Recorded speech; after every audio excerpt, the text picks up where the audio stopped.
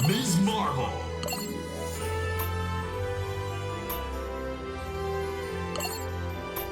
Captain America.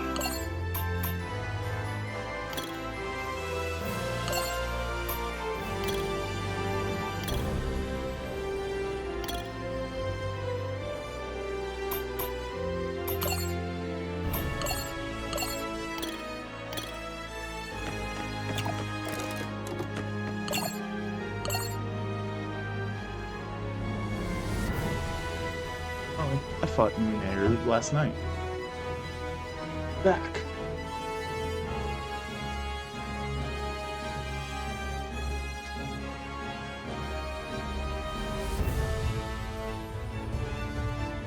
I wonder if there's a search button.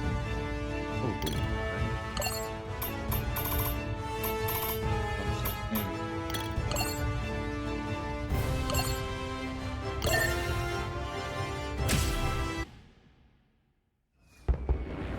We've got a high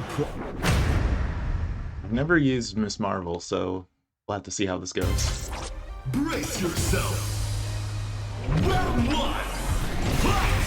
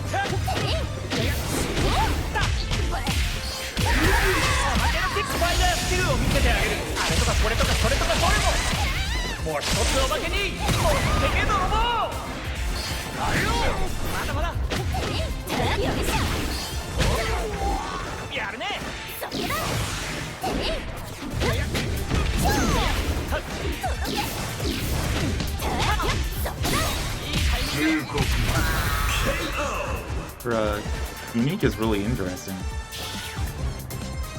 That's sneaky breath.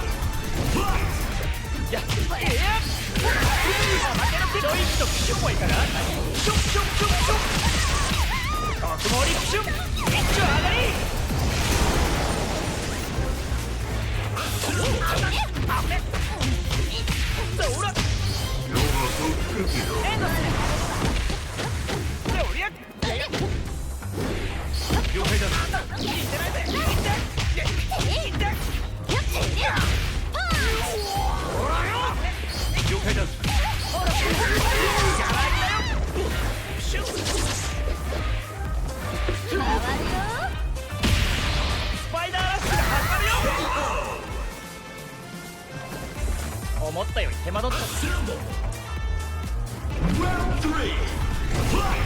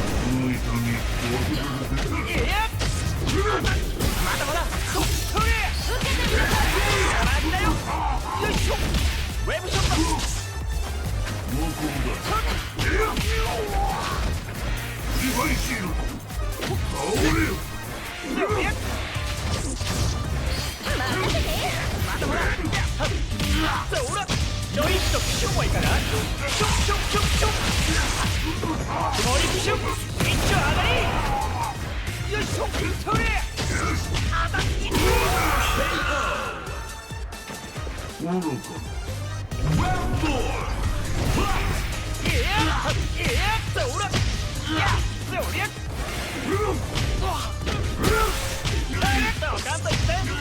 Big fight. あんたら専用のとっておきを見せてやるよ。名付けてスーパーグランマスターだ。そのまんまだけどね。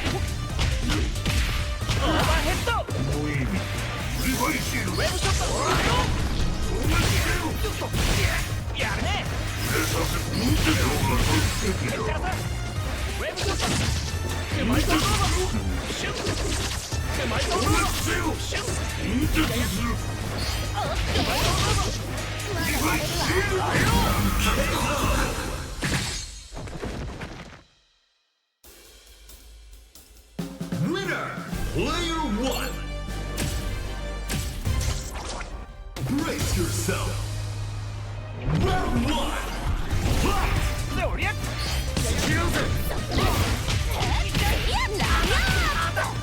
っとそれそら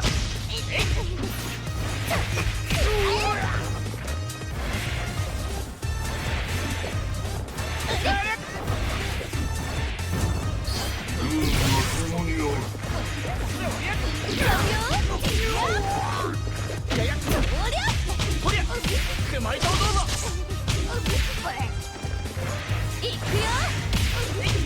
よいしょ熊井とそらそれ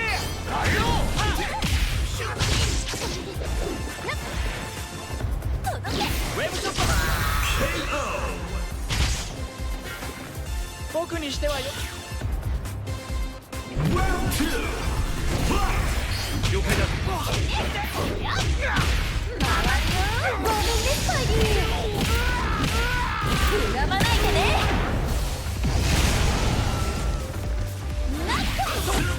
し熊井とどうぞ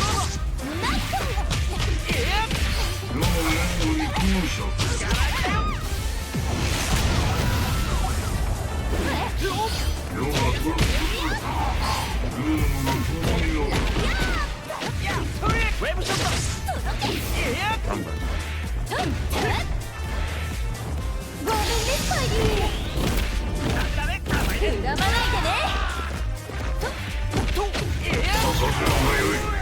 まだまだ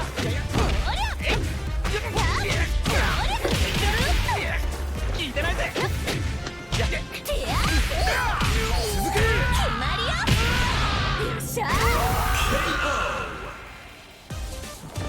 Assemble. Round three. Fight. それよっとやあせそれ That auto corrected very hard. そりゃったよしやるね了解だ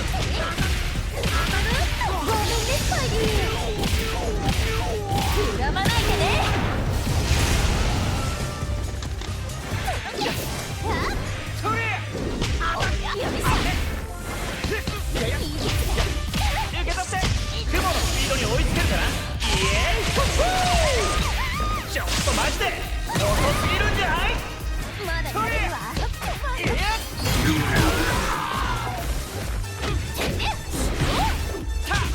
ドカンといってスパイダーセンスには勝てないぜ聞いてないぜやるねウェブショット熊井とどうぞ僕に Round four. Fight. とそれ熊井とどうぞ覚悟はできてるあんたら専用のとっておきを見せてやるよ名付けてスーパーグランマスターだそのまんまだけどねいやいやよっと了解だそれはもうしか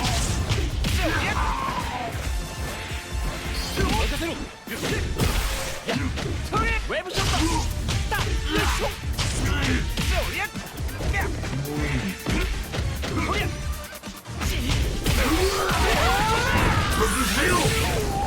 へっちゃらさ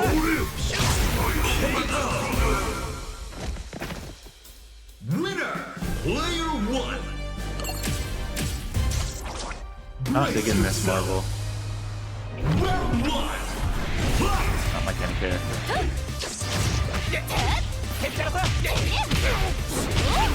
まだまだ聞いてないぜ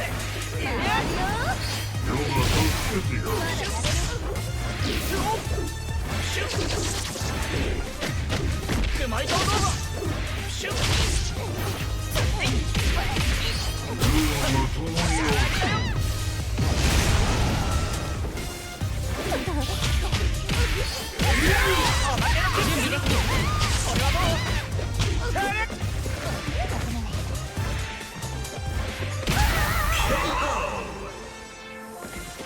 まあざっとこんなもん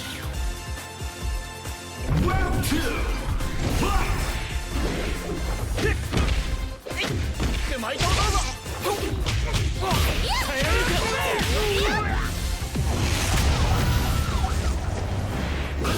シュッ巻いておどうぞウェブショットするややシュッ巻いておどうぞシュッ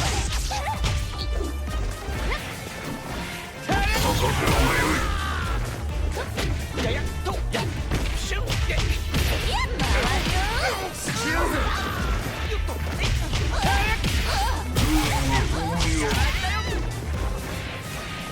ウェブショットシュッ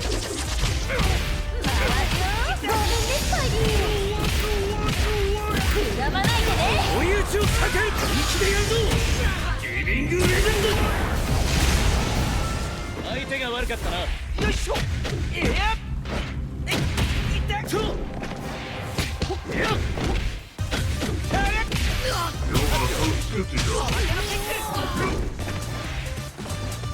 Whoa, connection.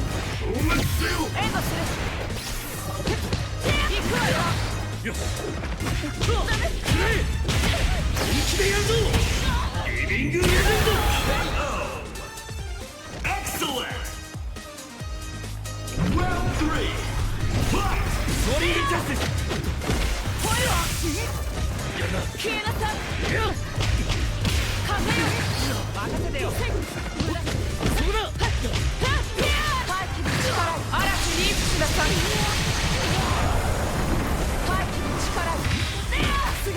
風よいいともライトニング耳を澄まし傾聴なさい女神の言葉とその意志をこれが廃棄の力受け取ってこれはどう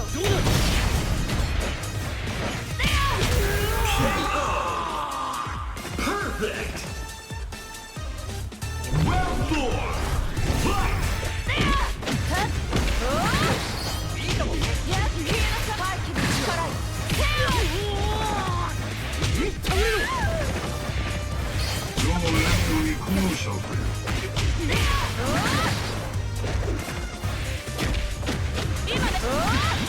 助けに来たよまだいけるぞ動きが単調だぞ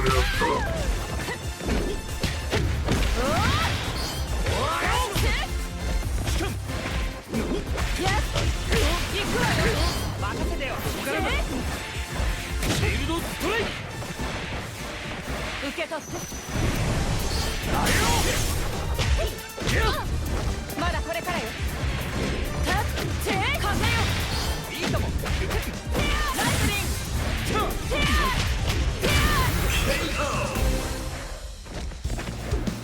戦いを望んではいな One かっ thing た I don't like about this game is Winner! Player 1! the auto combos, like how heavy they are. Not heavy, like prominent, I guess? Like there's... It seems to be the way to play the game, and like, I don't know if I love that. It kind of feels like it's boiling down to just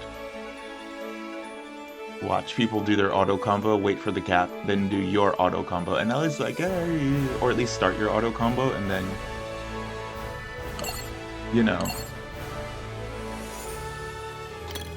go into whatever tech that you know. Yeah, I don't know if I like that. I like more Ghost Rider! free-flowing games in Captain that regard. America! Captain America! Iron Man. Doctor Doom. But yeah. I think at current I only have like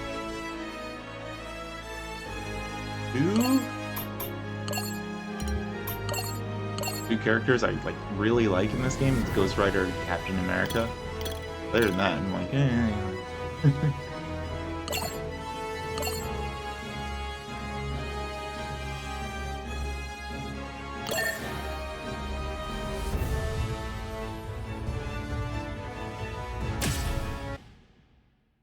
Same guy.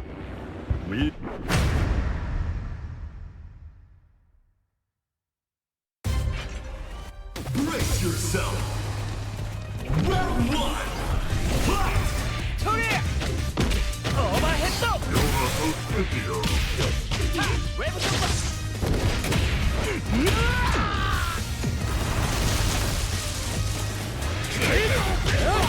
シールドシューフリーダウンチャージフリーダウンチャージシールドストライクいけないぜ受けてみろあぶれろへっちゃらさシールドストライクそれはどういややらしたよローリングジャスティスオーバーヘッドスキルぜKO. Assemble. Round two. Fight! The overhead again. ローリングジャスティスファイナルシューシールドストライクオーバーヘッドしかもシールドシューへっちゃらさシールドストライク上げのキックちょいとシュッポイからシュッシュッシュッシュッ特盛りシュッ一丁上がり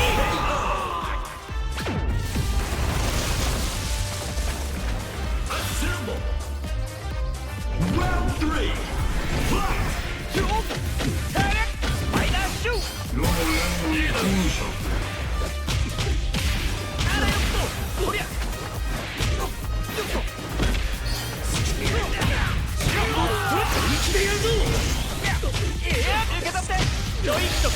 That's what happens when you try to do it manually. Miss.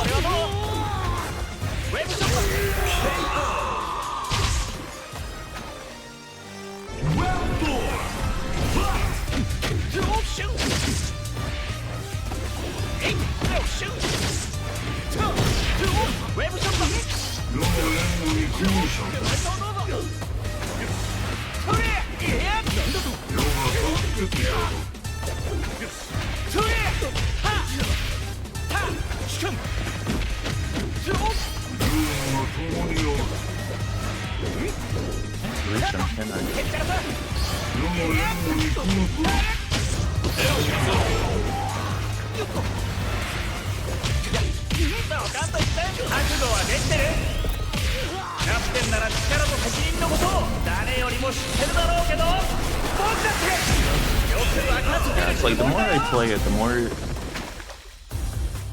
more I've been running into players who are just doing the auto combos, because it's like there's nothing else you can do, really. Which, not true, there is more stuff that you can do, but... Brace yourself. Round it's like the auto combos are so prominent that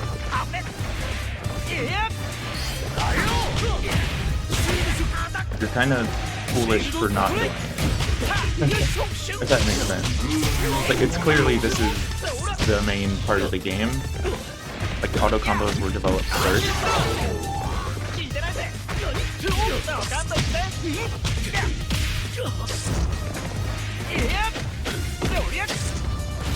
Like a fun for all situation. Get it?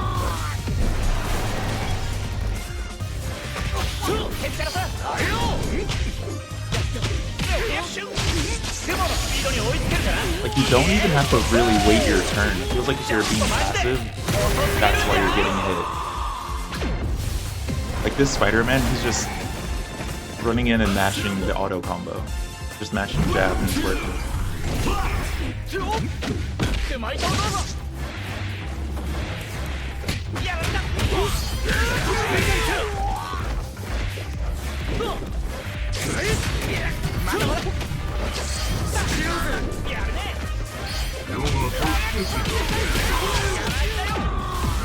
Yeah, it's very hard to be like deliberate with your.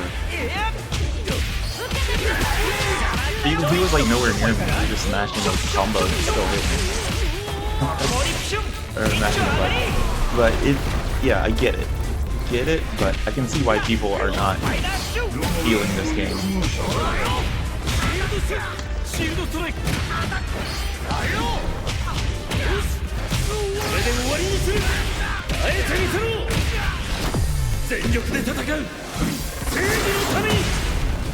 It'll be interesting to see how this game shakes out and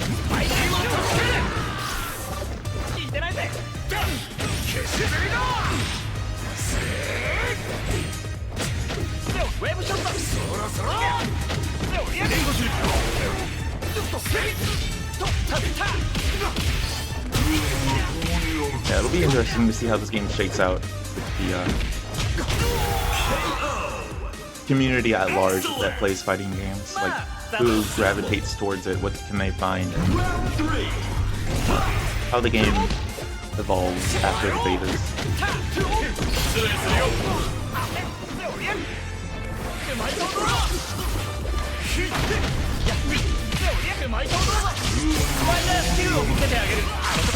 I think even if you blocked that, it wouldn't be plus.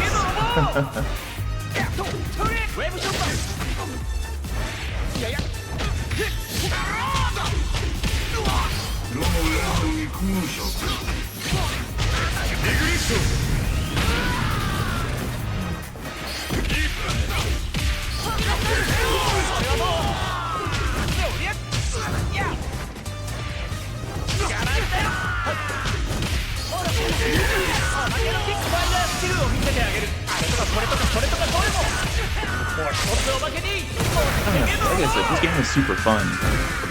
It looks great. It's simple to play, but I can see why people are complaining about it. It's just there's something about the surface level nature of it that's like, oh, it's super fun, and then like you just kind of play it, and then you realize, oh, this is it. This is the game. Yeah.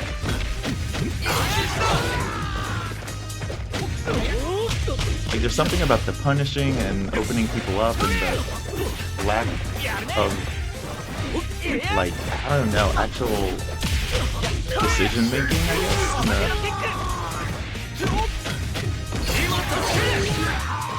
Like, that's what you do when someone got you in the corner, like right there. There's no burst, there's no...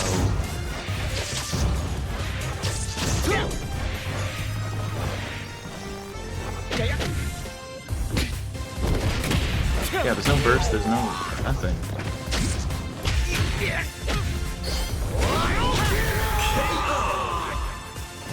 Like, it feels like if you see someone assist, you should, like, be aware of it. You don't have to be. See, like,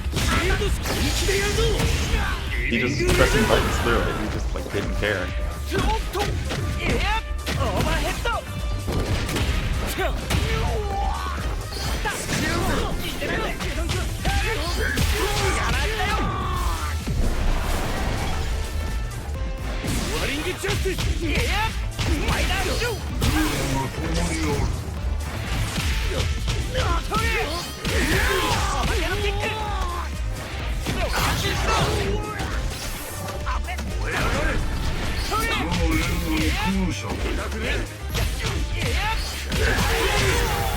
easy to lose your character in all of the characters that pop up. Even with the, like, it says it's you, player one, whatever. It's very easy to lose yourself. 聞いてないぜ。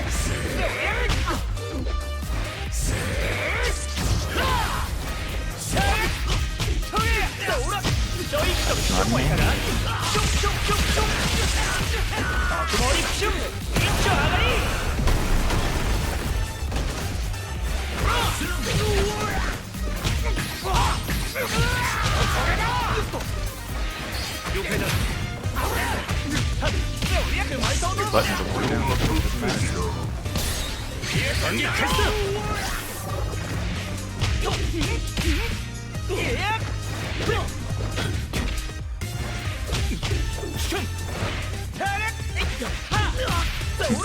覚悟はできてる。キャプテンなら力と責任のことを誰よりも知ってるだろうけど、僕だってよく分かってるつもりだよ。 Thing is, the way this guy is playing is what I feel like is the intention of the game. They want it to be simple and flashy, which it is, but like, how do you find the unique stuff? Like, how do you find it? And there have been people who have been finding some like interesting like connections that moves have, but I can see why people are complaining. Like, I can see why people who are super deep into fighting games are like, yeah, this game has an issue with its like general design at a surface level. It's like, hey, yeah, I see it.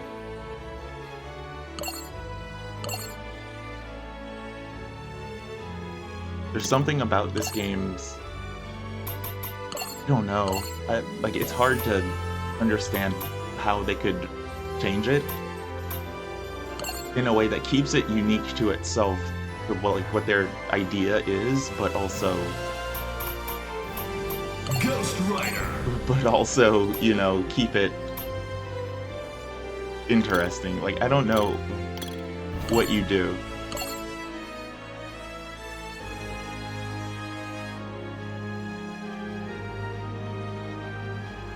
Because, like, you could simply make the auto combos not a thing.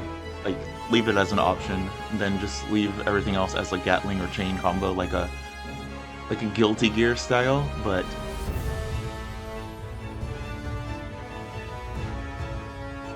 I don't know if that would make it as satisfying, or satisfying in general.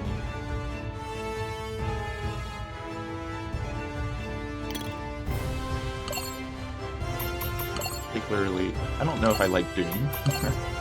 I'm very on the fence about him. Star-Lord. But Star-Lord, I know I've never played him, but I know he's good.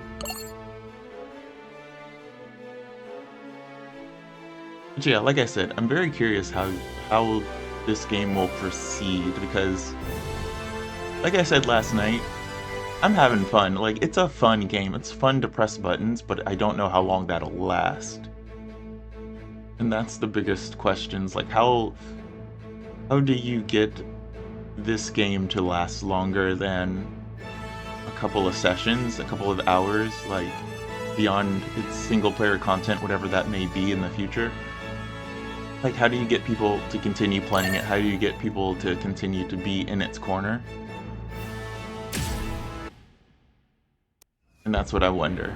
We've got a high-profile match coming up. Like, how do you get people in the orange corner? Don't with Captain America play at the lead. Fighting games at a casual level? How do you get them to stay supportive of a game versus the people who are going to see this like, yo, this game looks crazy good, I'm going to jump in. They play it, they're having fun, they're getting wins, they're getting losses, but they're still having fun.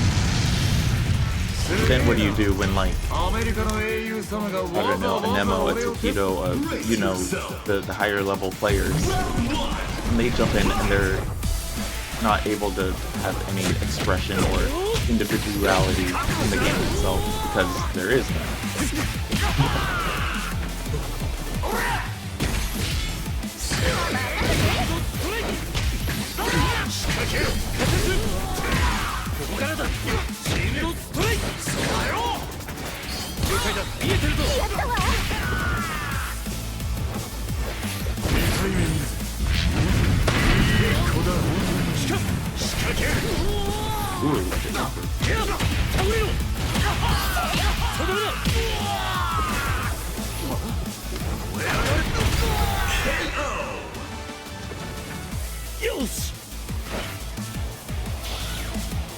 Yeah, that's just my general thoughts. Like, the more I play it, the more I see the gap that could possibly erupt in this game because of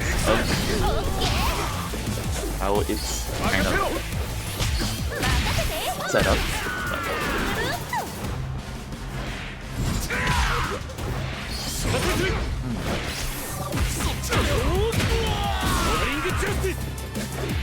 And I think that's why they're taking so much feedback from the community about this beta, because I think they genuinely want to know how to proceed with this game beyond the surface flashiness that it has.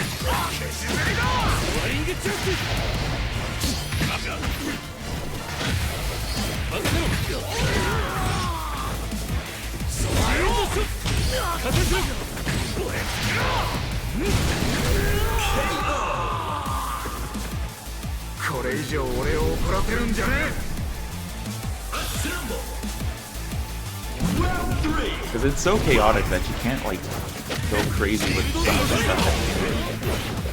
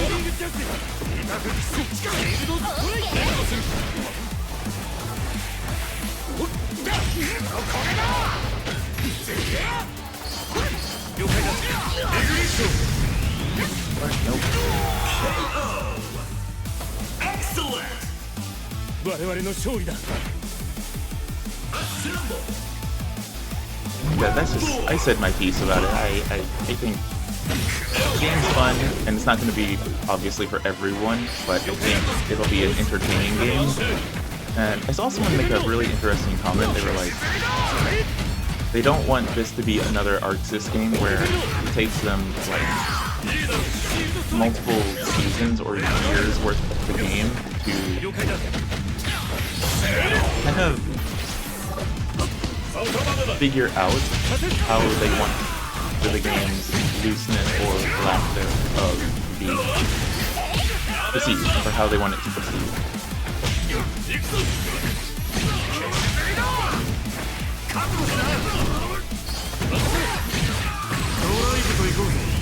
See, stuff like that is super cool, but it's hard to control it. It's like hard to do it on purpose.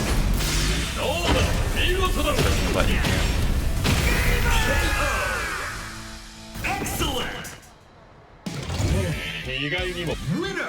and I do think that's how the game will shake out. Just one game. What's wrong with you? It's a beta, dude. Calm down.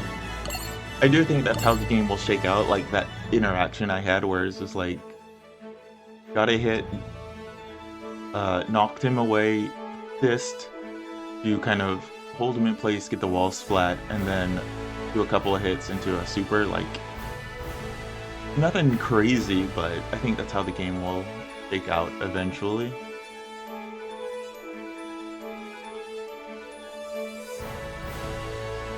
Which is fine.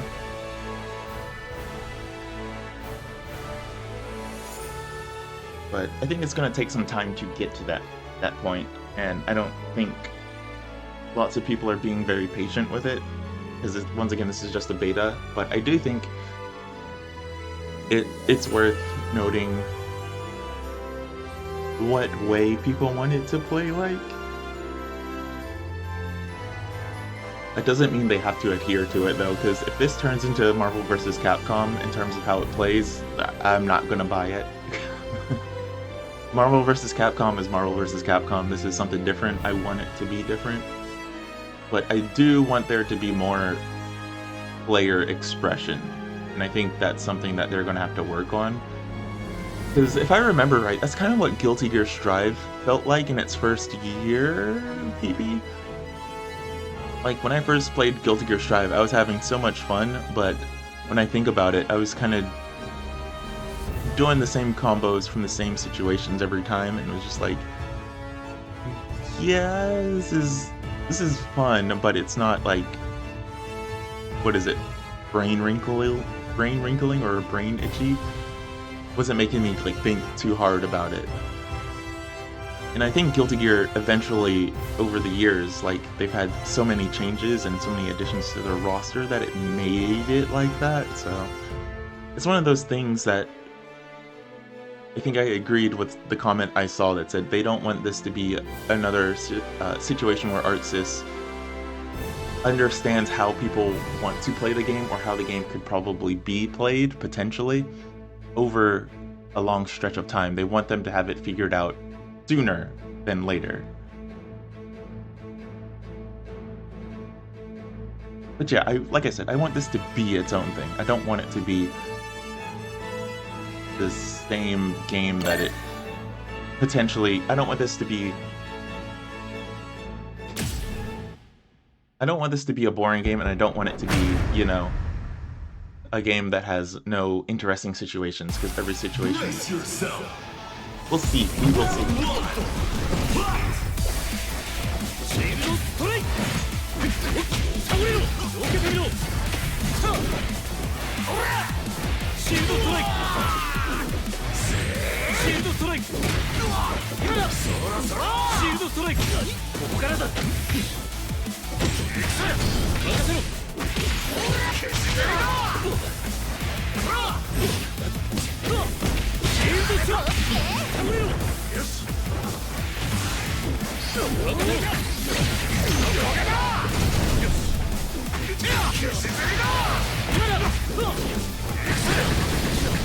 Whoa, that landed perfectly.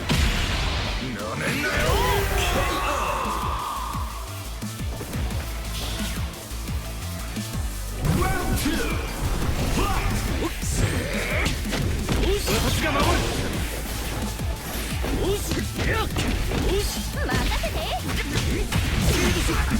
Can't really do that from the ground.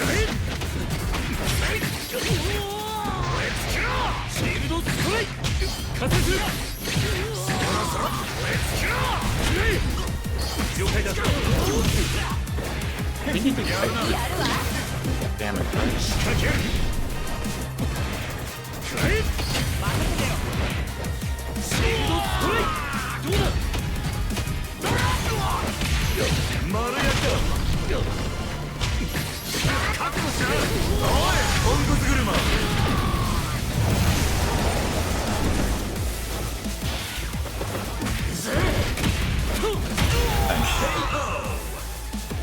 You can take extra damage when your assists are getting hit as well.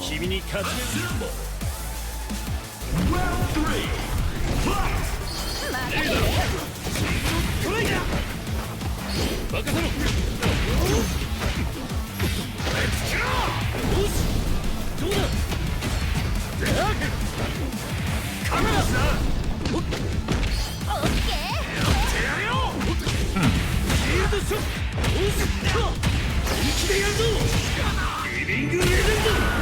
The aggression in this game is pretty nuts. If you're not an aggressive player, you can stand severe.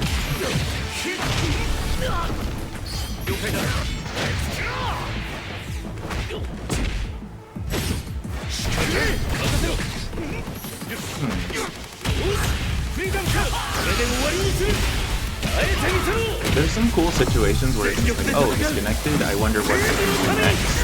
And it's just like, don't know, it's hard to understand what you could do next. It just kind of seems like your options are either limited or there's just like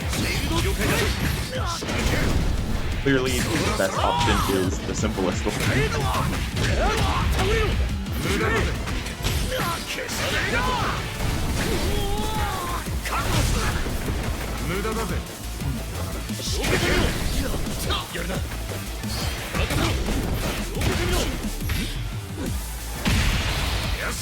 Oh,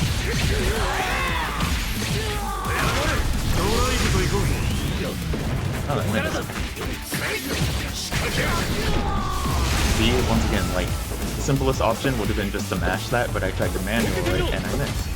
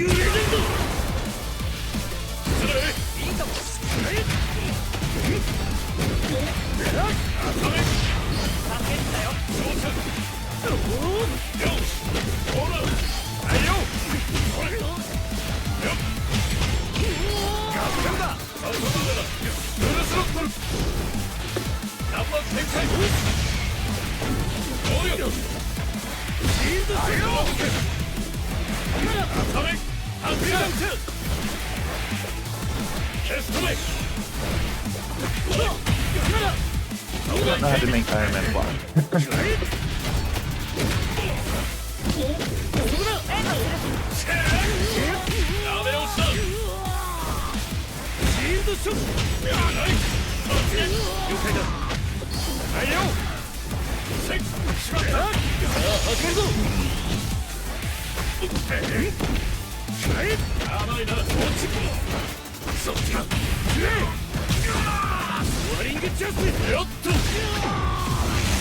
There's no auto combo that makes that fly, so I'm like, oh, it must not be very good.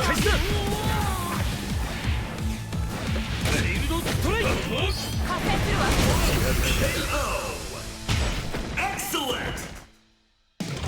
Winner! Player 2! Brace yourself! Round 1! Fight!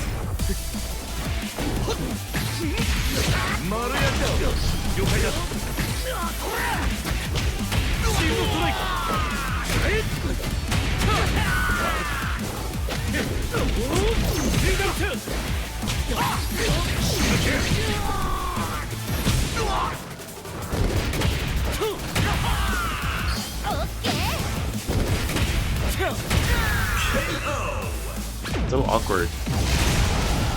Like I blocked it, but I still got thrown. Once again, sticky.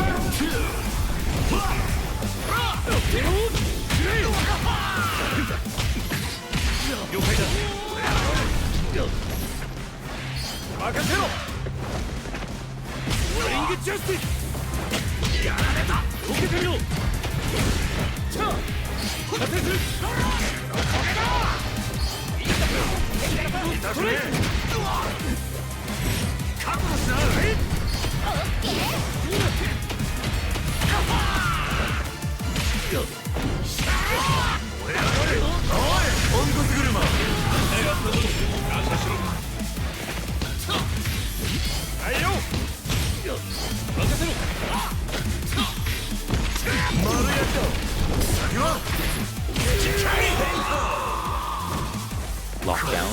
Okay. Round 3! Fight!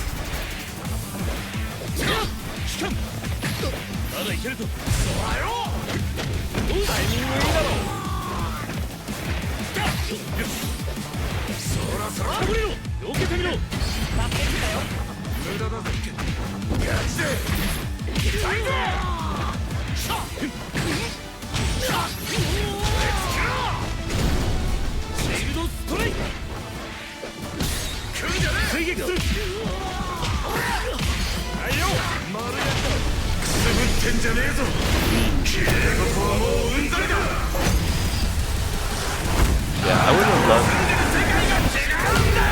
instead of the half circle forward, or yeah, half circle forward super. I would have loved if it was like double quarter circle. It would have been fine.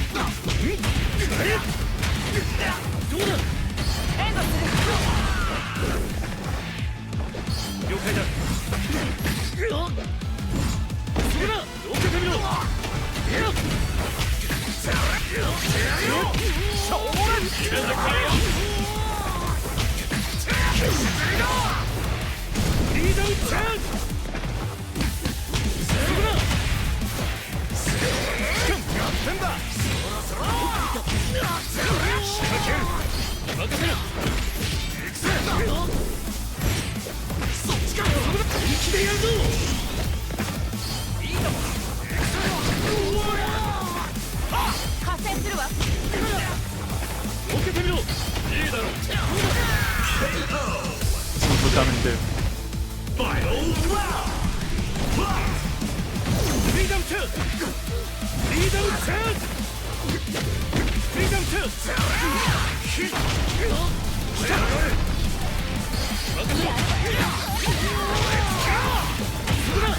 Freedom 2! And maybe if there was like every character had like a really prominent button that pushes them like into the wall or something, maybe that could work, but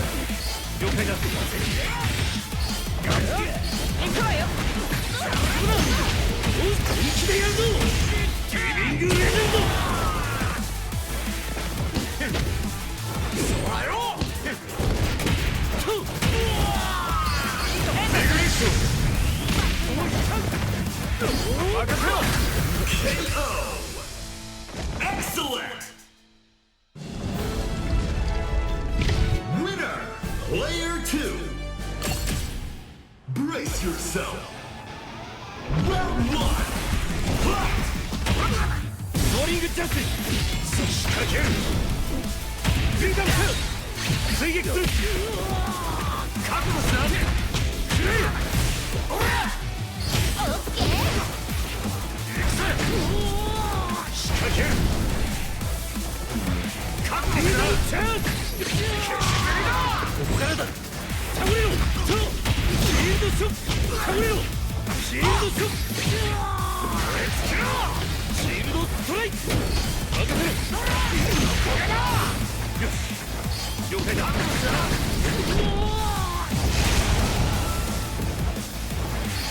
せて！レンディングストライク！シールドストライク！ KO. bang. Excellent. Got me with the ricochet. Assemble. Round 2. Fight.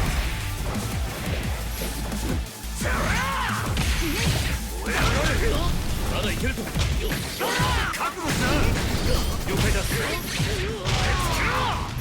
かもオラ私の出番やるじゃないか貫けここからだ貫け倒れろ Ready? 強襲シールドストライク避けてみろやるわこれが私のとっておきだ私の Round 3.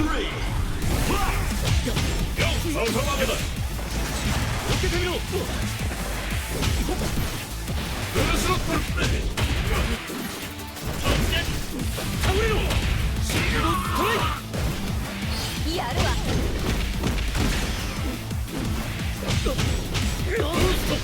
まだいけるぞそれ強襲そこだ助けに飛べやるわ了解だオッケー程度やるなオッケーやっと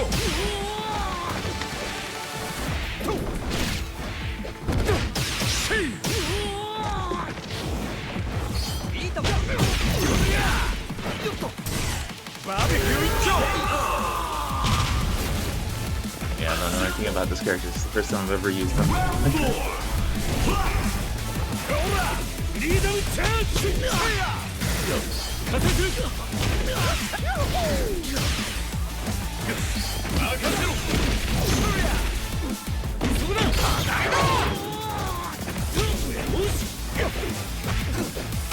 しやるわグレネードを配達でここからだよっしゃオッケーよっとなんだと任せろここからだほら頼むよ任せてだよさせないよ Seems to have very good lockdown though. Like, since his buttons are multi-hit, I guess that's his どうだい big strength.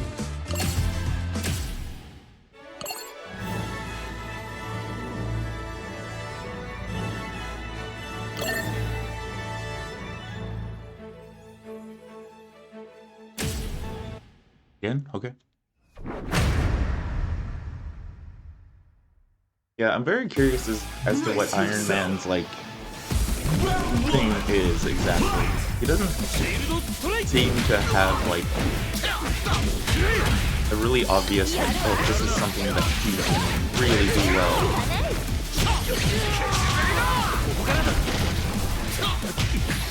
おねんねしてな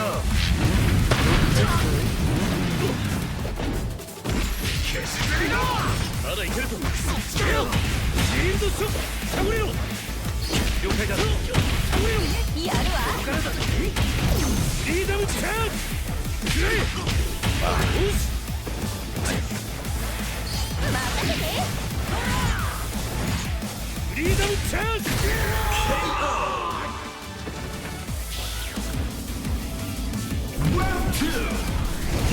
シールドストライクシールドストライク覚悟した了解だここからだみろここからだシールドストライク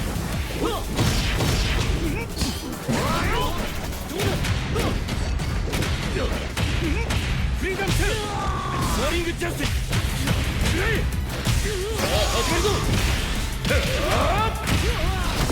センチネルオブディナティ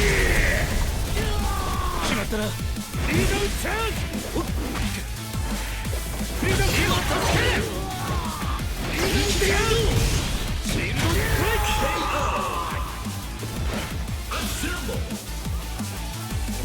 トライク受け取ってリーダム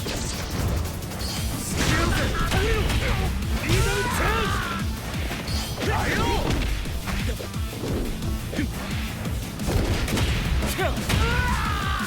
受けてみろそこだやってやる僕のとっておきを食らいなこの世界の道理を教えてあげるよ大いなる力には大いなる幸福が伴うのさ了解だ任せて了解だ消しぶりだほいった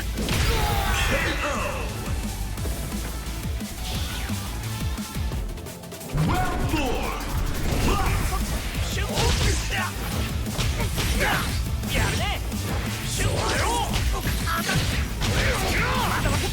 完成する合戦だ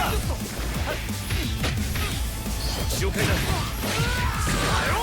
やられたこれだ完成する離せ機械俺やがる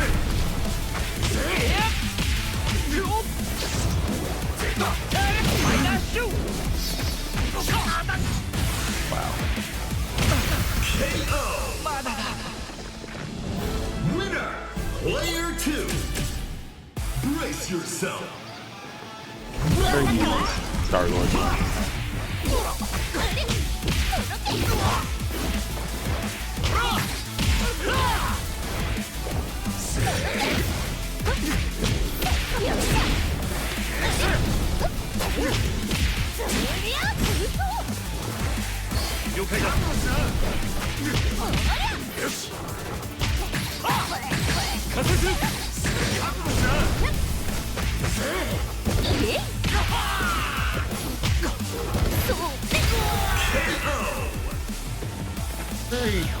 very, very curious to see how this game changes and how it'll work out, but I don't know. Like, it's fun, but there's something about the chaotic nature of it, and it's...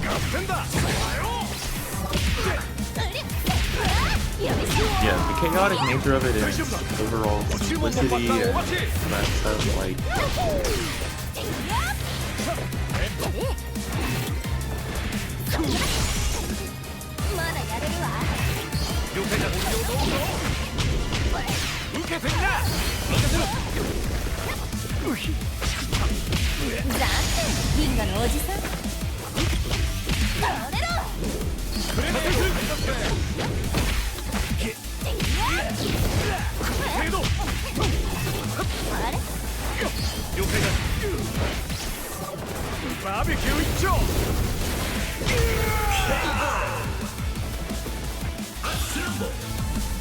Yeah, he has different elemental guns to push too, I guess.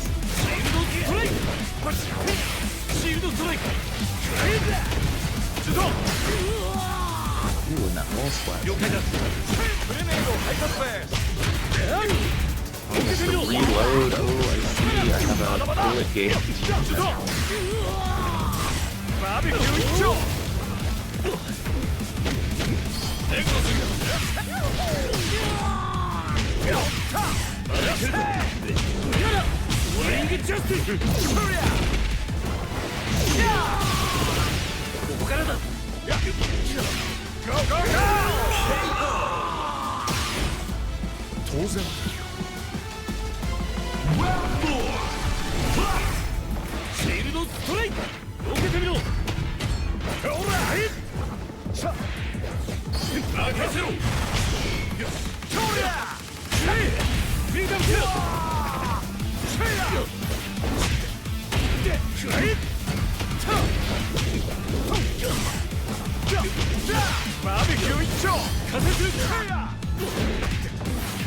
That gets saucy with it.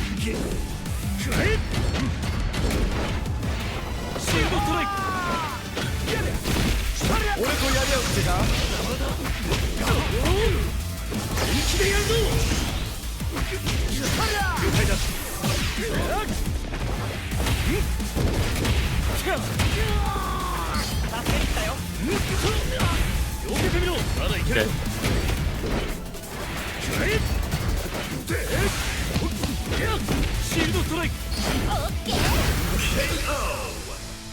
Excellent! Winner! Player 1! Brace yourself! Round 1! Fight!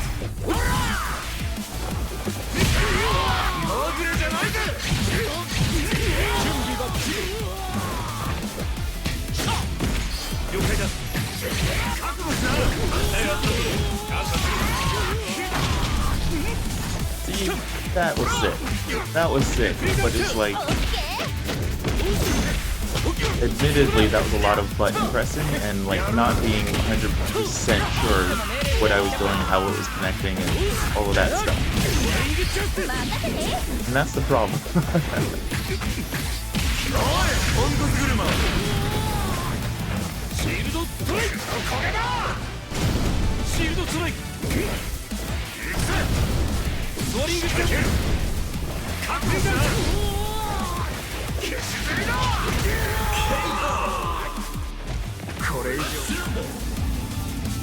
Round 2!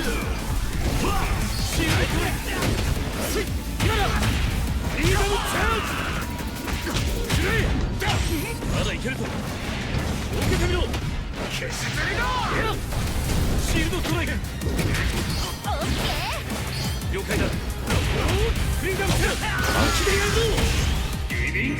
I think this guy's doing some manual hooks too.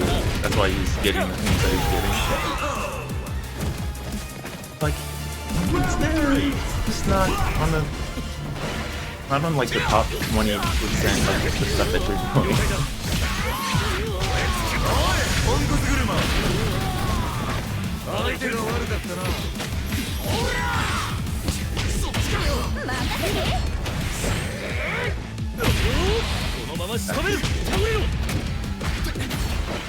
ソーリングジャスティス。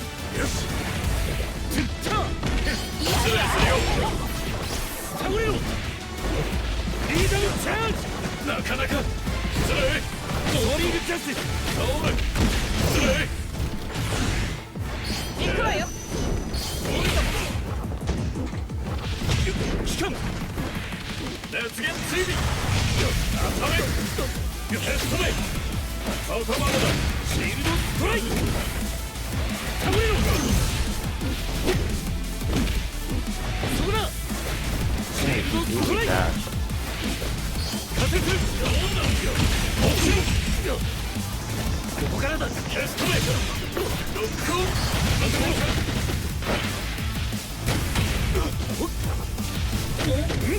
し。だよ。ストライク。テストメイトライ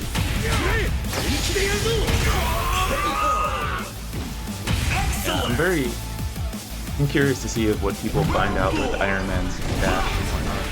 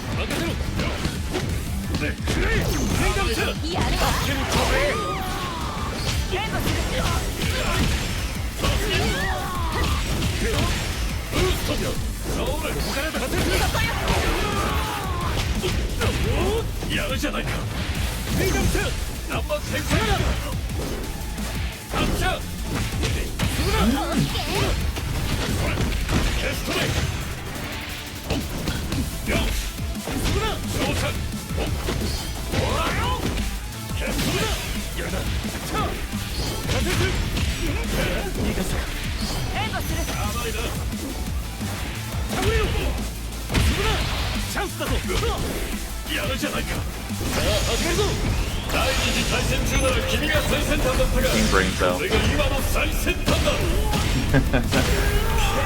Same brain cell. Excellent! Final round!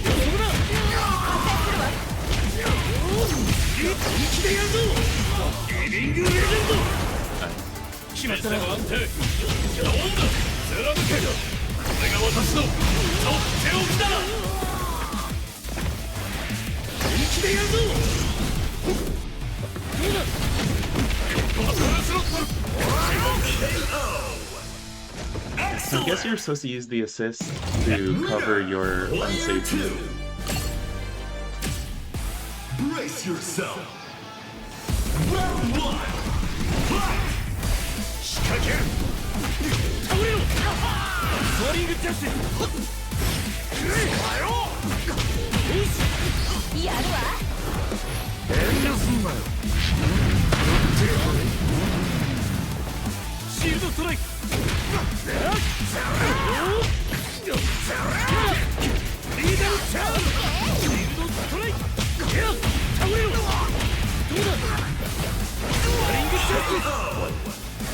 Someone gets a clean hit on you. Oops. Round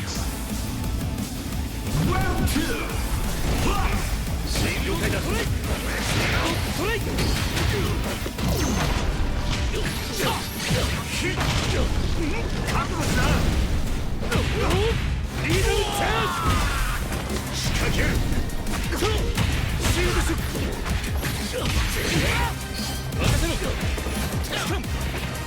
Yeah, it doesn't feel like all of the assists like they hit. It doesn't feel like you get quite enough time.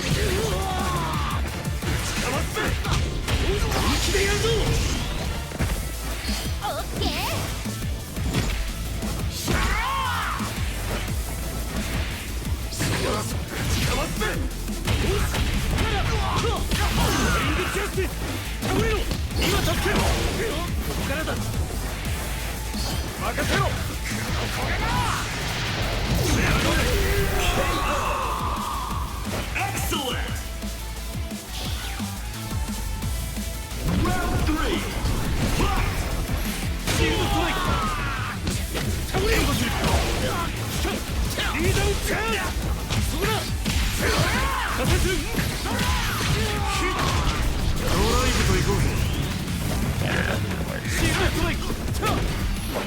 I like that this guy is also like clearly experimenting with the mechanics a little bit.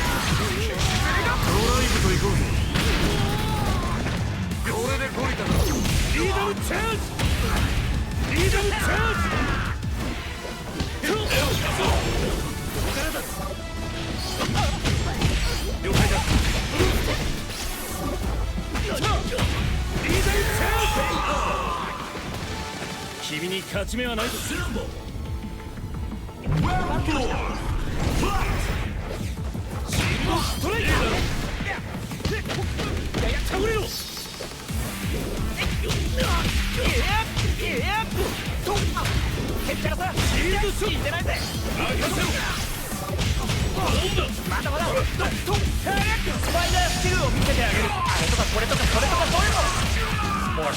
get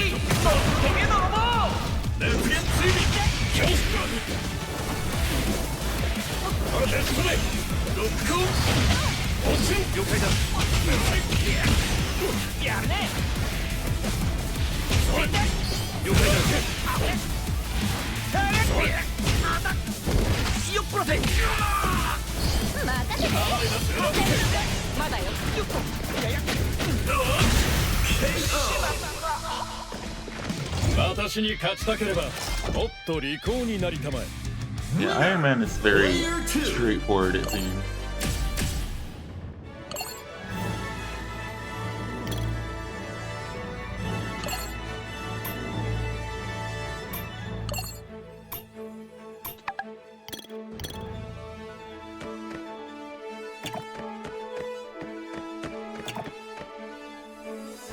Inko Man again. Playing too. A lot of the same players from last night are here.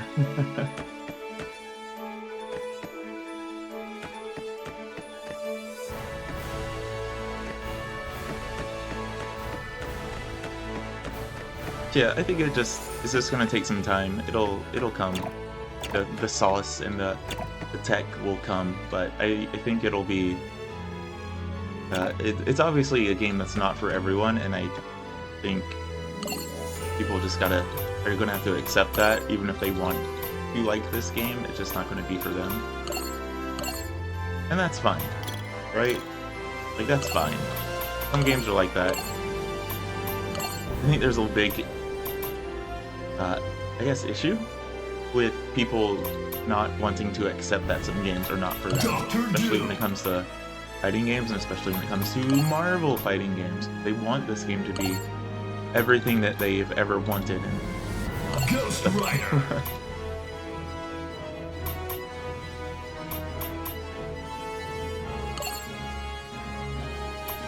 Spider-Man!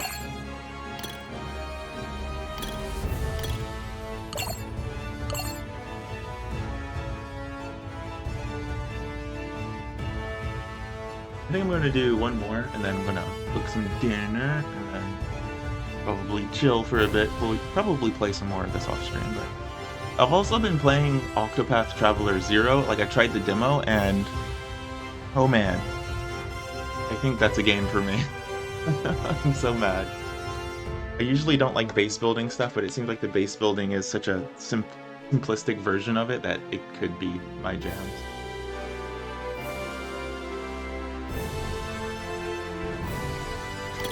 Yeah, is there no, like, find match? What is the lovely? And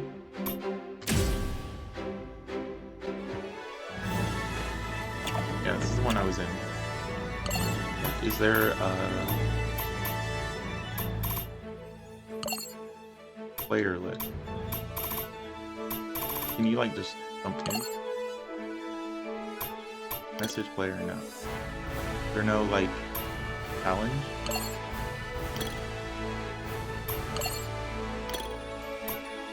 Oh, move to match station.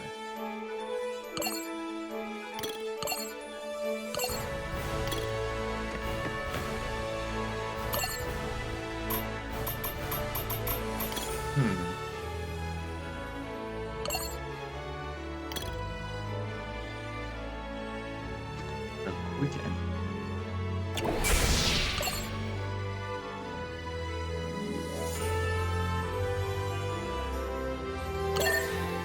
Makes sense.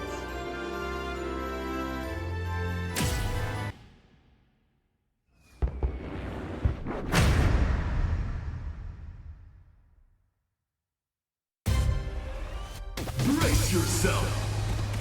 Round 1. Fight. くまいとどうぞ加勢するまだまだオーバ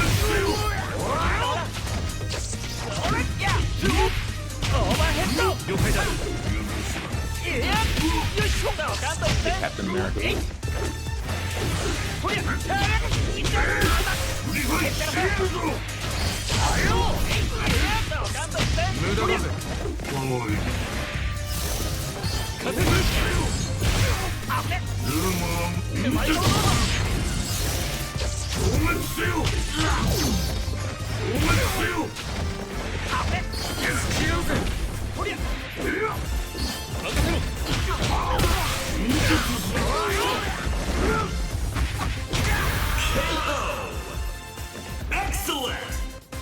Yeah, Doom is very heavy in this game, especially with his teleport dash, which is a true teleport because it goes ウェブ through ショット stuff. スパイダースキルを見せてあげるあれとかこれとかそれとかどれももう一つおまけにもうてめえのロボウェブショットくまいとどうぞえい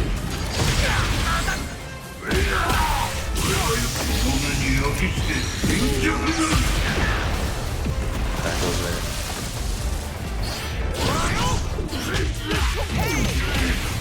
了解だス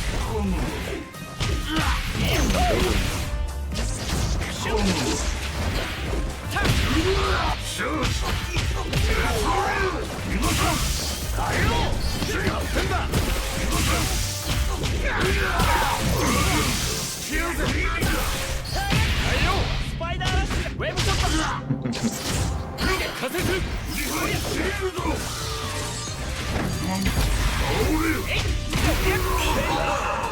Meant to do the up beam. Ah, Just that's like the one that won't instant gonna- Assemble. Round 3. Fight.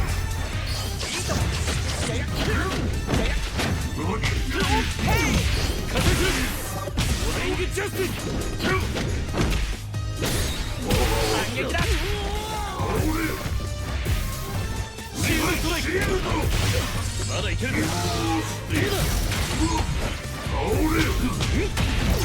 ーダムチャージあよフリーダムチャージ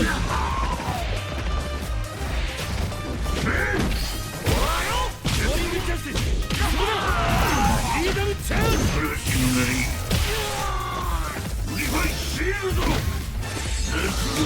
トライク受けてみろあよ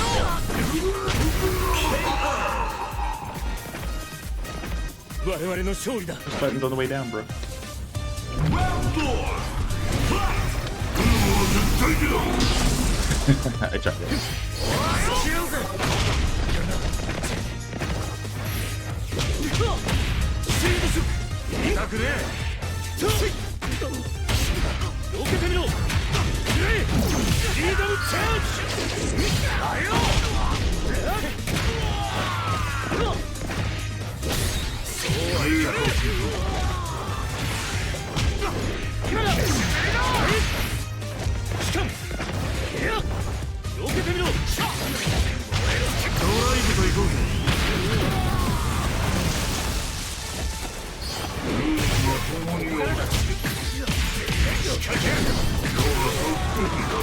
受けてみろ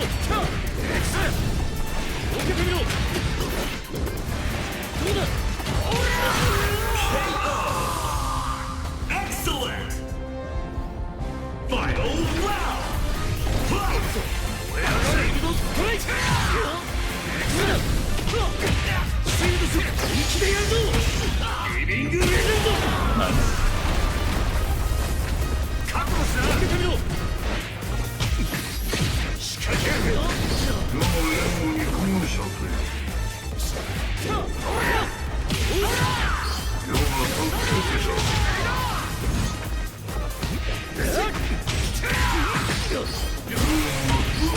任せろ。シールドストライク。受けてみろ。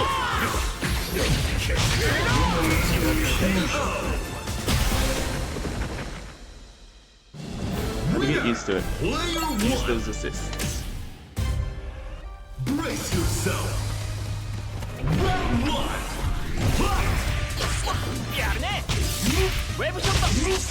了解だ。ラバーヘッド。受け取って。加勢する。あよ。うまいところだ。はっ。あよ。それ。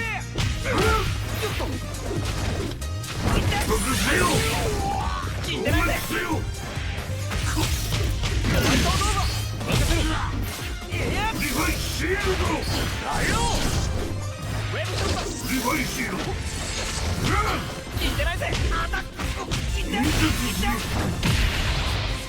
That, of course, special and special doesn't work.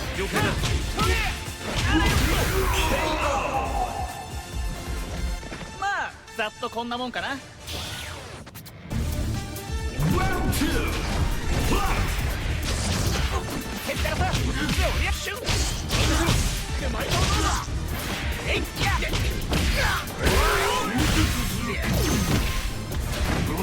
おやは。ウェブショット。了解だ。へいよっと。 Got locked down there. Huh. 死んでないぜ。任せろ。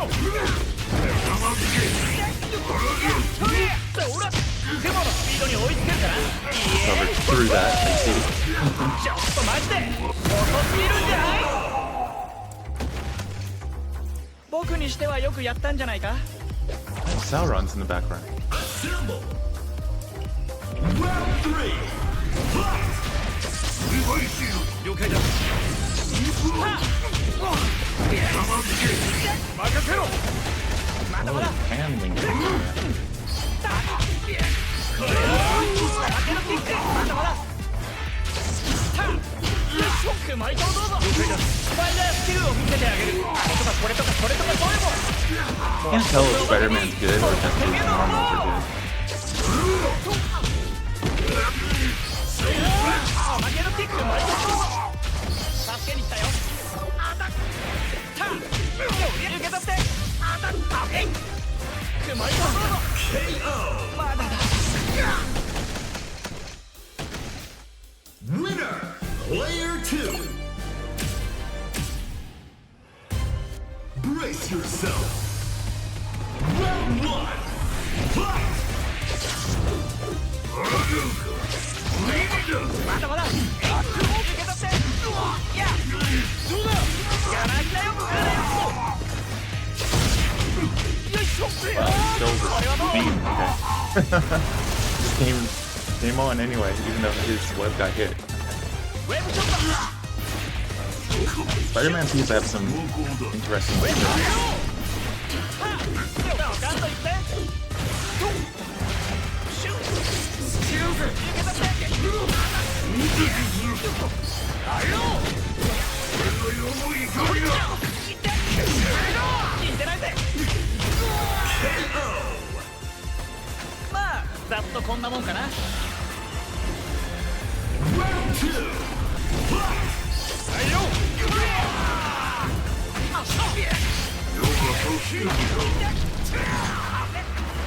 そうらせず。よし。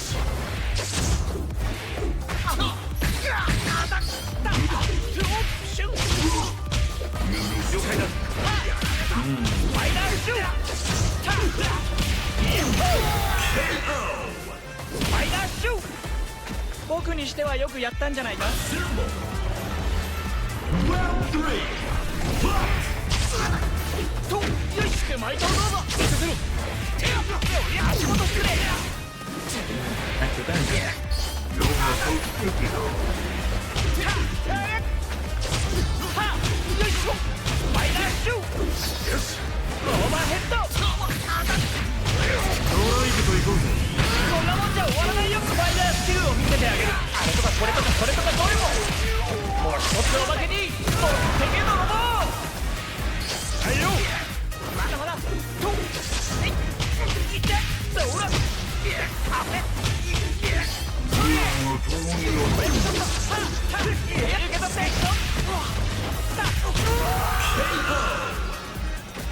僕にしてはよくやったんじゃないか Round 4. Fight.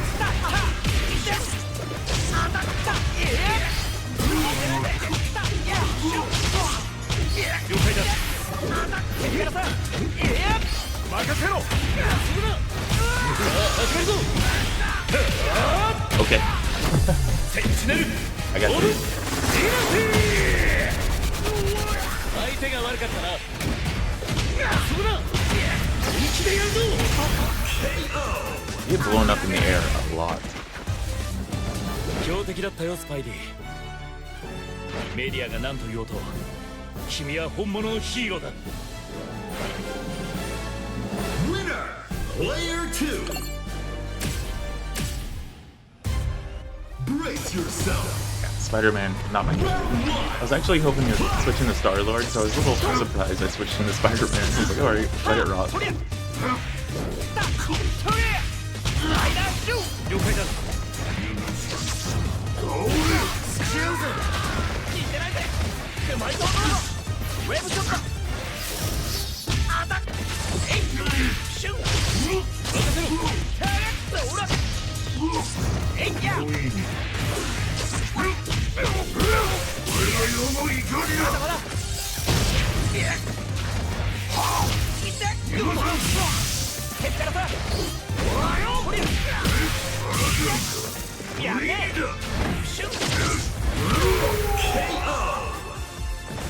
この結果が必然である。 Air rush.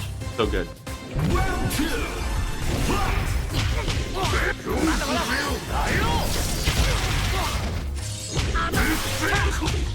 Is it doing probably should have just crouched here. ちょっとマジで遅すぎるんじゃない Playing against this guy is making me see the potential because we're both just like similar level, obviously, but we're both also like trying to utilize the assist in our combo strings, like button, assist, button, like see what happens, see what the interaction is going to be, and try to go from there. Round 3. Fight.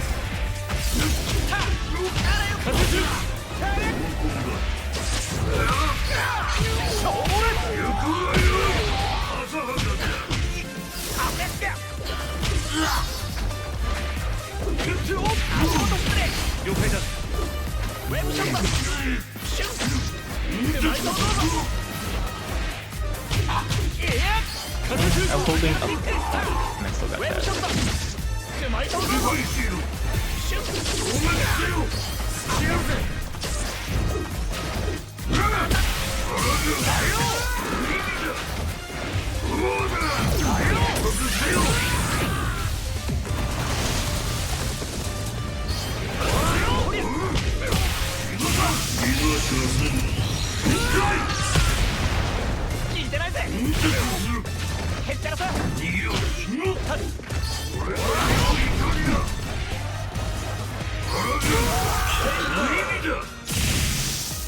That's a good anti-air move.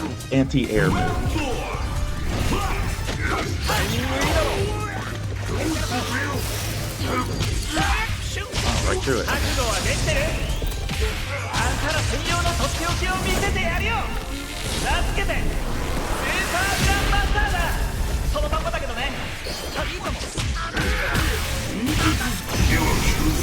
Level 3 too. Even it up.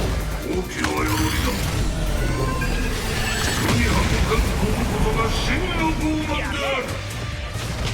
えい消滅せよ。熊井とどうぞ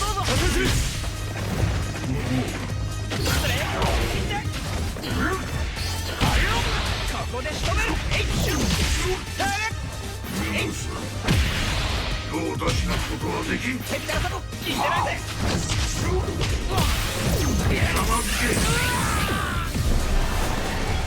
So cool.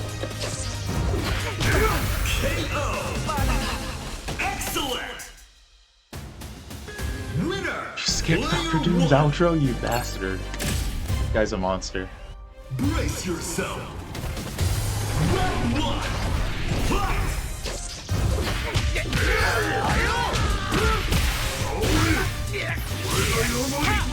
ウェブショット仮説ほりゃシュンとほりゃおい、誰やる。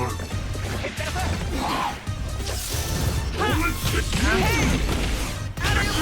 Wow, too. Okay. Fancy. よしウェブショットまだまだ仮説ありがとう You know, he's a genius. まだまだやるね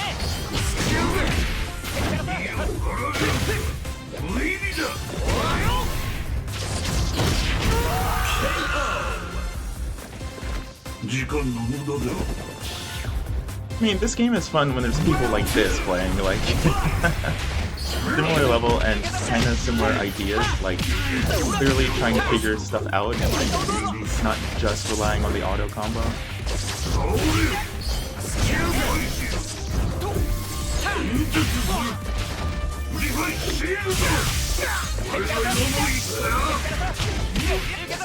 I tried it. I wonder if that can bounce.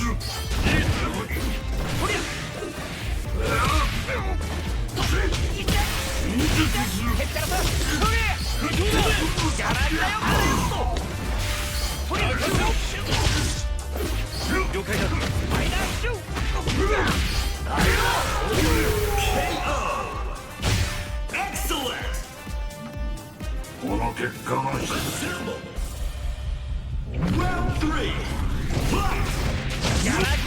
Wow, directly on your head. 了解だ手間のスピードに追いつけるかな Do it. ちょっとマジで遅すぎるんじゃない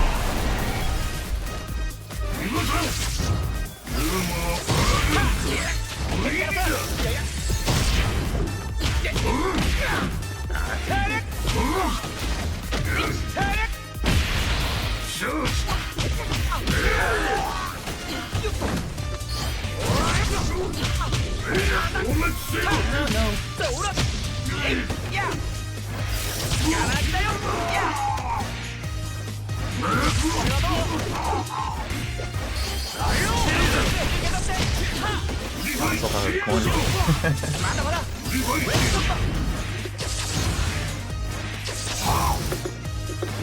仮説 Oh my god. 君に勝ち目はないぞ Trying to get too cute with it. はいよまだいけるぞまだいけるぞいや全弾チャン勝負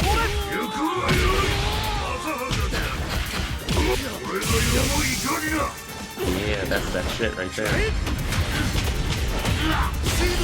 It's like it's in the game, but it's like how do you have to have so much control and like mental thinking to get used to it or to like activate that stuff.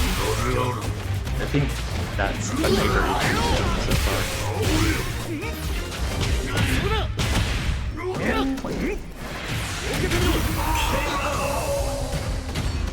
I was thinking about it too much. Like landing that basic bitch air combo like fucked up my brain. Wait, Doom can super in the air, can he? How can I do that?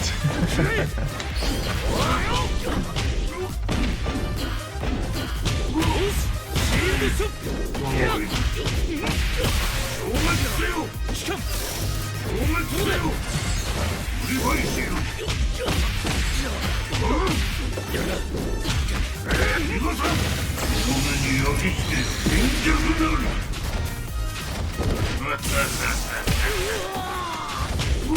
シール色本気でやるぞリビングレジェンド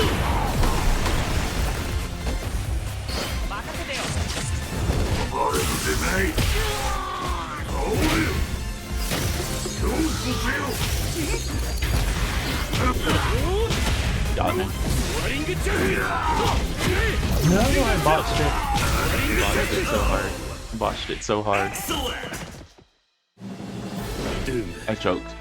地球を屈服させようと企む者は正義の前に屈する定めだ Winner Player 2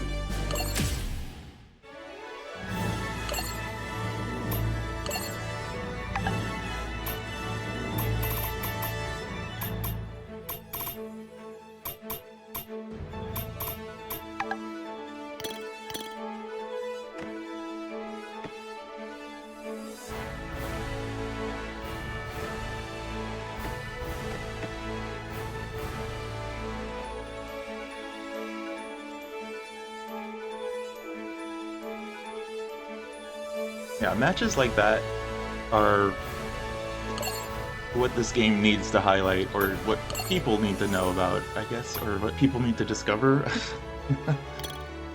Where people are just like clearly experimenting with the mechanics, we're pressing buttons, we're pressing tag, we're seeing what connects, we're seeing what doesn't connect, we're seeing all that stuff. That was all great. That was a super fun match, because it wasn't just like mashing auto combo, auto combo, auto combo. It was like button, button, button.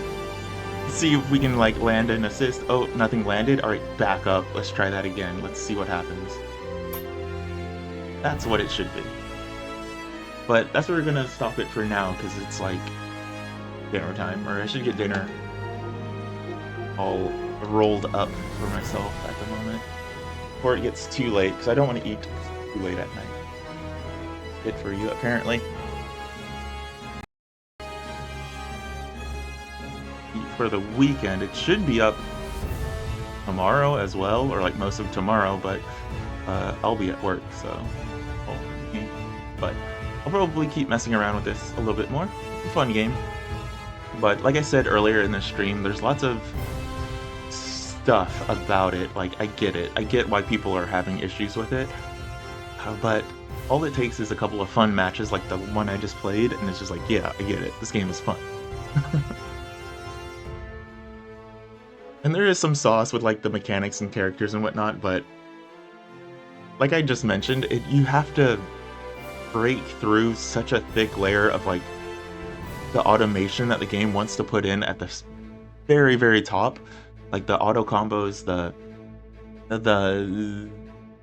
kind of sticky nature to everything, how everything just kind of wants to connect.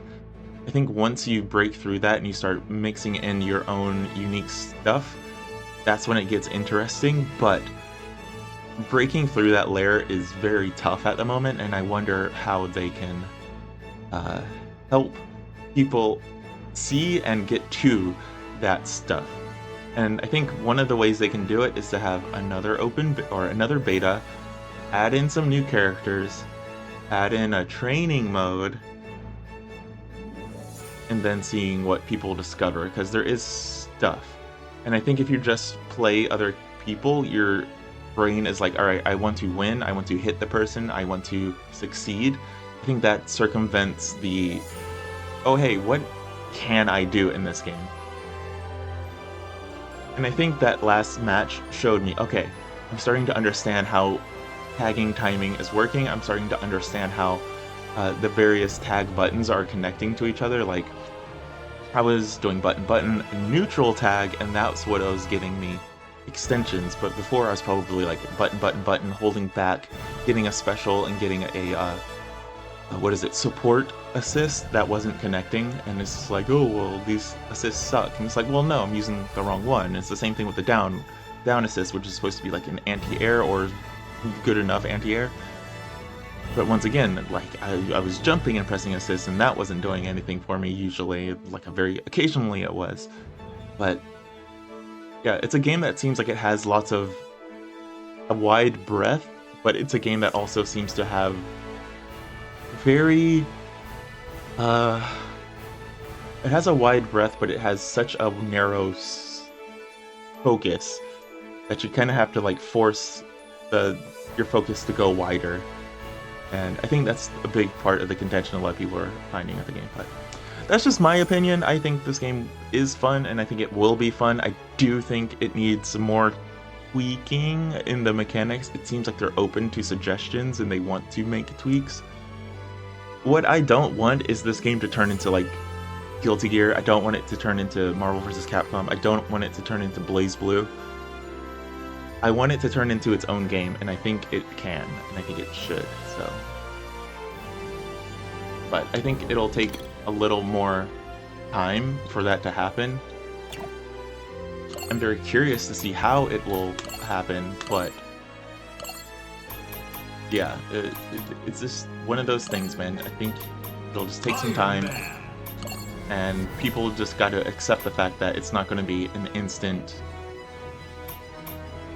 understanding of the game. But, you know what? I want to play another match. Fuck it, let's play another match. Now that I said all that, I want to play another match. We're going back in for one more.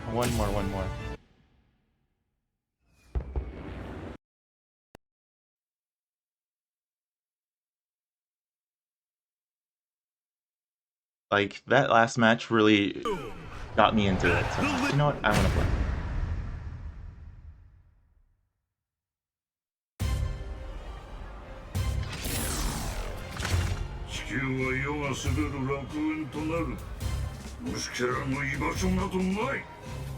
I don't know if it'll go as well as the last one, but let's see. Like, I didn't even win that last set, but it was like, I was having fun. We went down, like, the last round, the last match, so. Brace yourself. Rollback frames 5. Okay, this guy's American.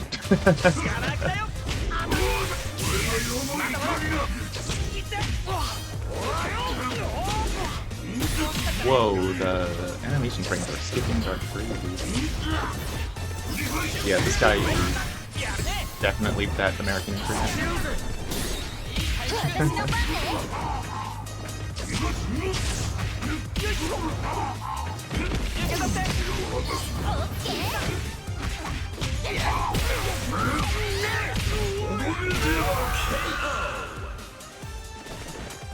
Yeah, this guy's playing from America or like somewhere. This guy's not in the Japan region, that is for sure.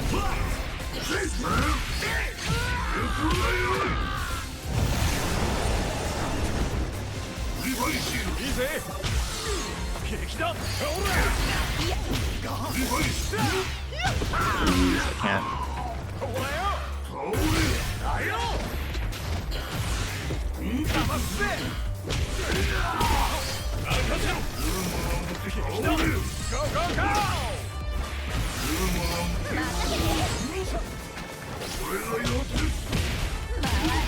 I don't know what's going on. Dude's eating my connection alive.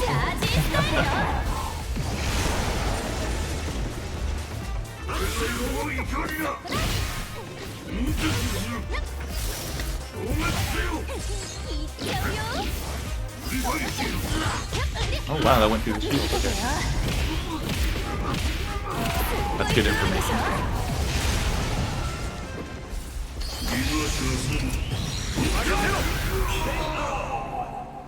Excellent. How are there 2 assists out there then? Okay. Round 3. Teleporting more than me.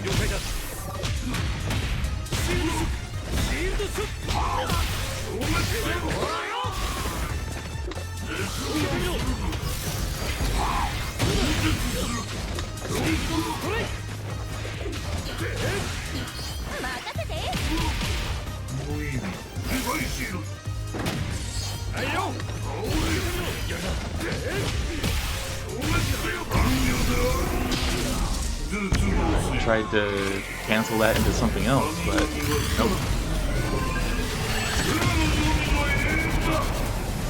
Jeez.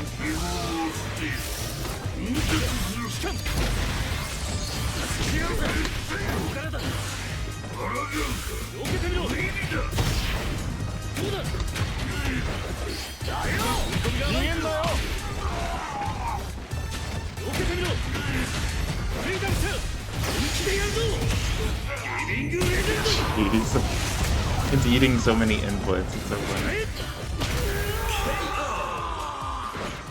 Rollback is not perfect if you're in space.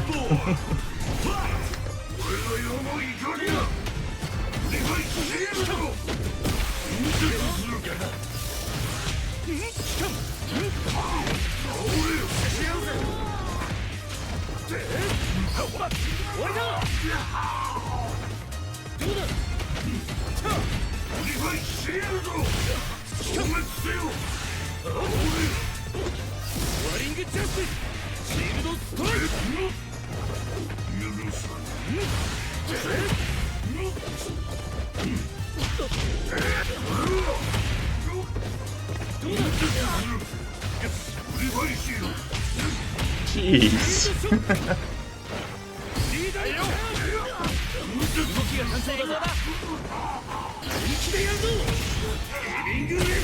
Cannot tell what I'm getting hit with. It's like it's either connecting or it's not. Excellent! Winner! Player 1! Oh no. American internet.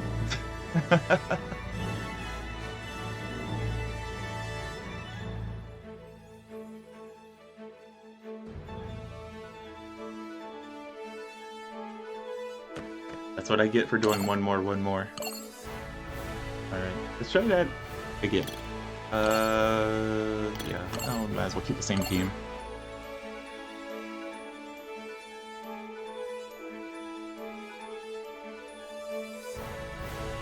You know what? I think I like Doom as an assist more than I like on point. Ghost Rider!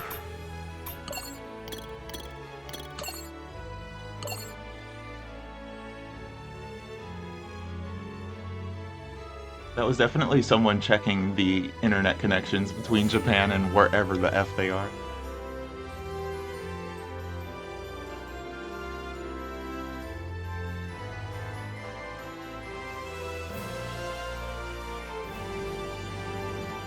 I was like, GG, it's like, no, bro, no. Get your connection out of here.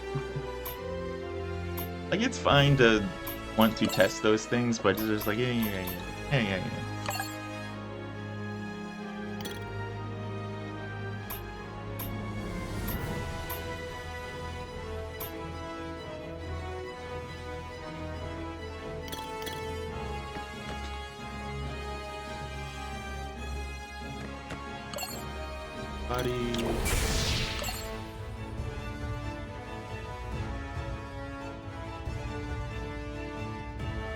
Where's Unko Man? I want to play Unko Man again.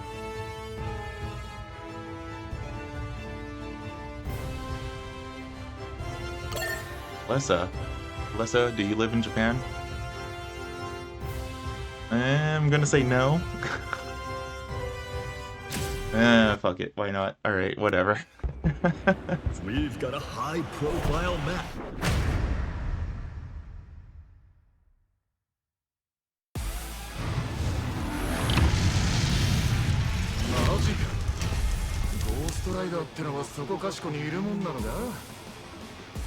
Like 20 Ghost Riders. They're basically the Green Lanterns of Marvel.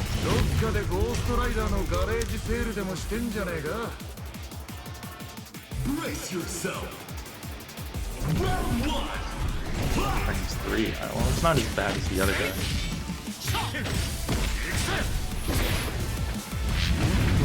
Cancel the command throw.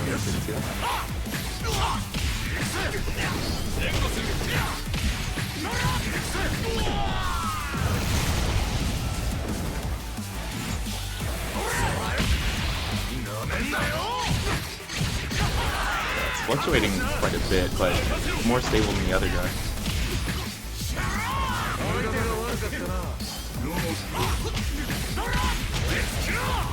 くね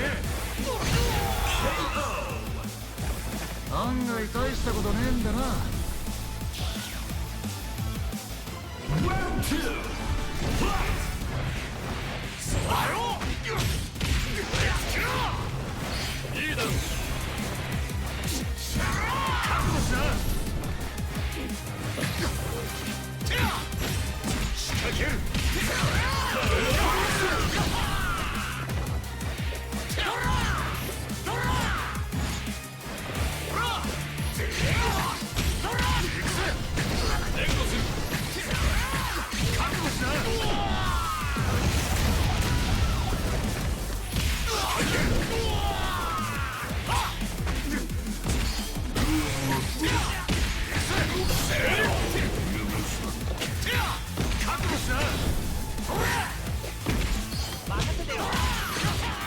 That's nice.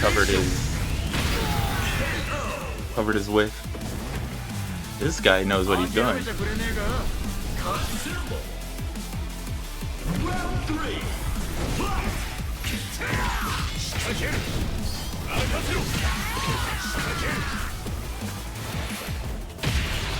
マジでじゃないぜ覚悟しな援護する Jeez, sir.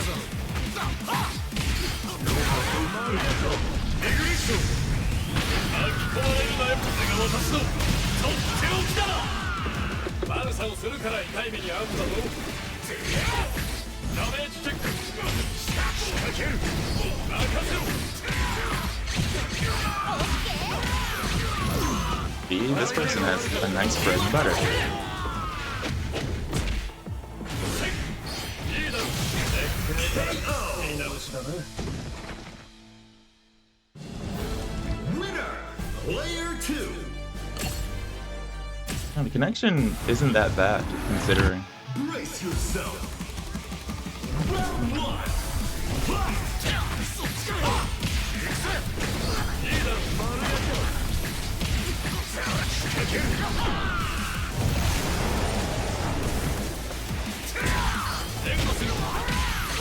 Yeah, it's covering his attacks.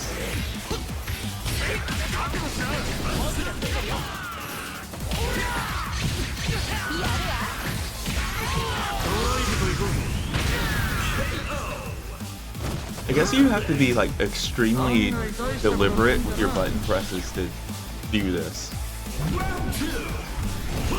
And that's not the kind of player I am. Ah, so that's what the cancel is for. I see.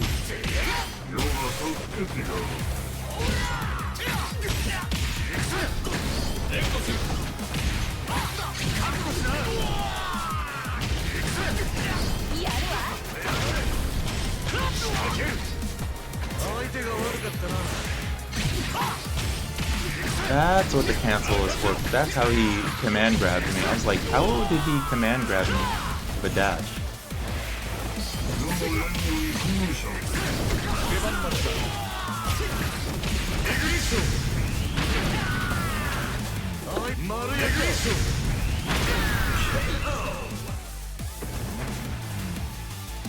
Round 3. Fight.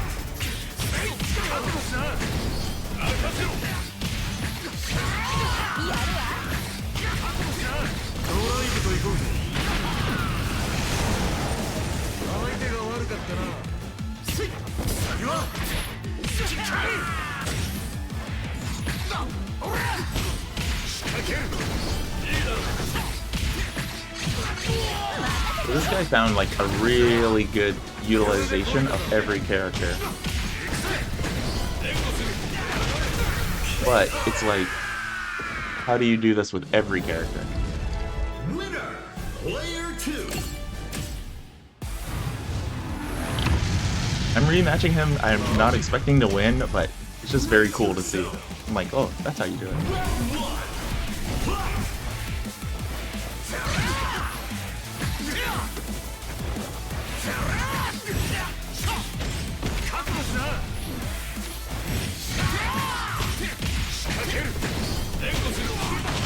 Spacing is very good, too. is someone who plays Arxis games. Yeah, double jump.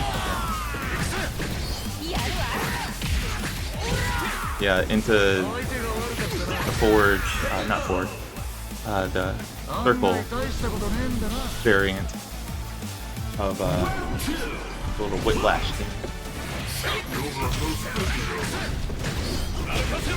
So yeah, like I said, I'm curious if he can do this like with his whole team, or is it just Ghost Rider specifically that he learned this way?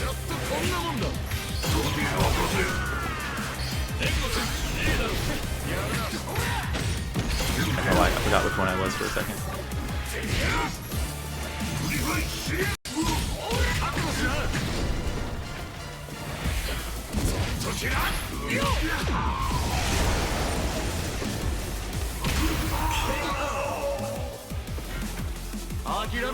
Doesn't seem like Doom has a fake up. Not that he should, considering how he plays, but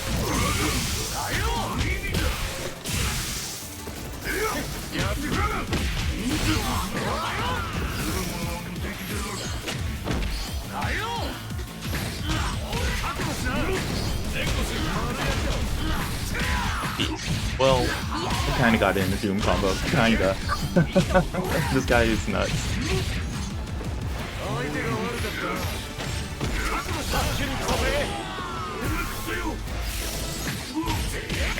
Okay.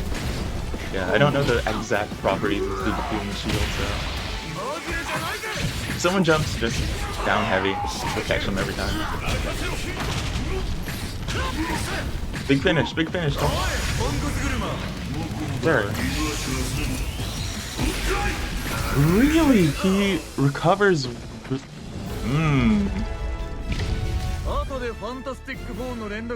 Okay.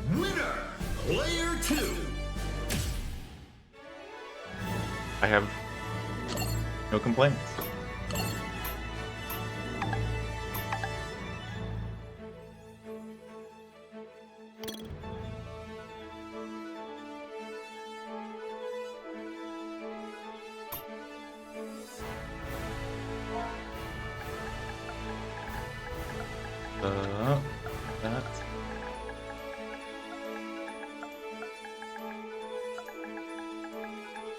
That.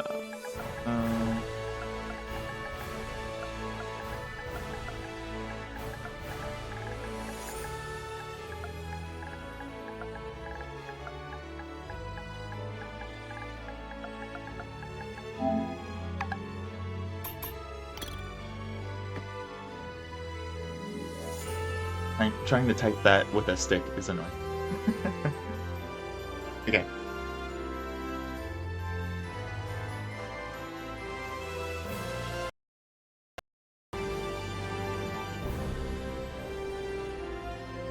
Okay, now I'm actually gonna eat dinner now because that's enough.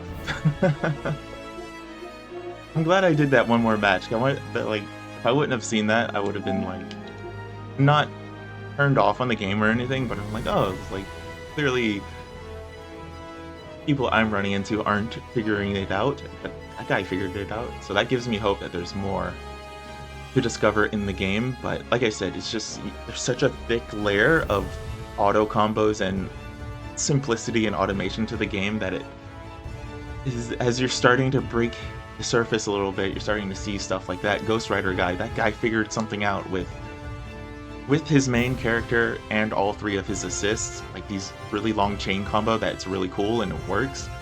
So, like, there's stuff. There is stuff. No, I didn't want a lobby match. I wanted to spectate. I'm spectating, right? No, I wanted to spectate.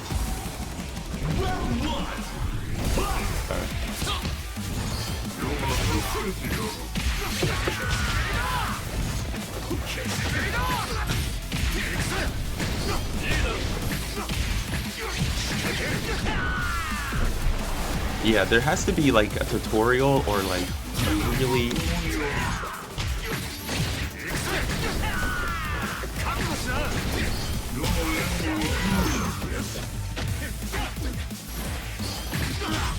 like a tutorial or like a really, I don't know, like how do you get basic bitch players like me to understand how to like get to this? Like, this guy figured it out. I started to kind of notice it, but I don't know how to like just have this level of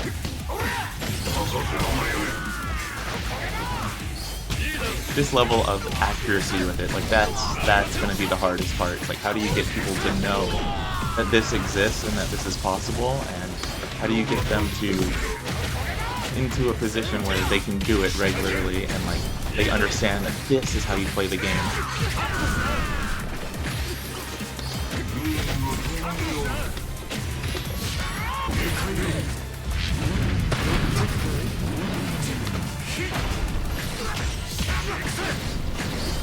Heavy into Iron Man, into Chain. Yeah, I don't know. Oh, it's just heavy. Okay, it's just down heavy, and it's just like a small bump, not a super bump. Okay. I'm starting to see how he's doing it.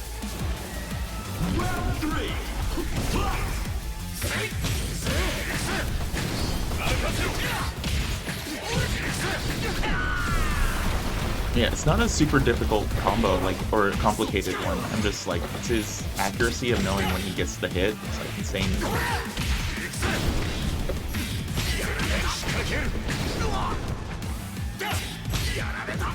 Oh, you have to do down.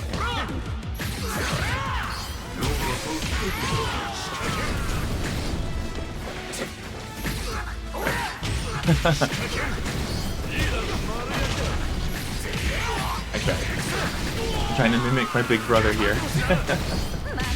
And utilizing the nice. And utilizing the Ghost Rider cooldown, or what is the fire thing where he goes all around him? Okay. Winner, player 2. Alright. Sorry, I just wanted to see that again. That was a mistake.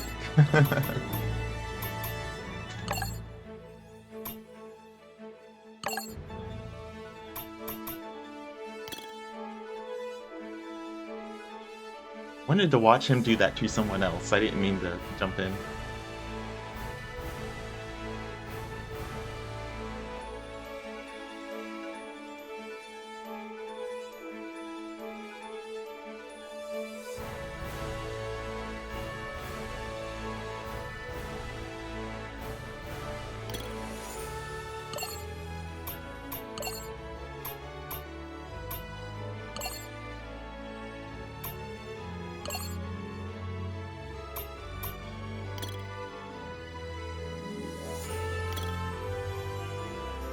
Oh, I want to keep playing. The guy was sick. Okay, but no. I have to cook dinner. I have to cook dinner. I really want to eat. Ah, that guy was sick. Okay. So, like, that guy, and I played a Storm last night, who was just, like... He was also doing, like, lots of mechanical stuff, and... Like, I was doing very basic bitch stuff with a...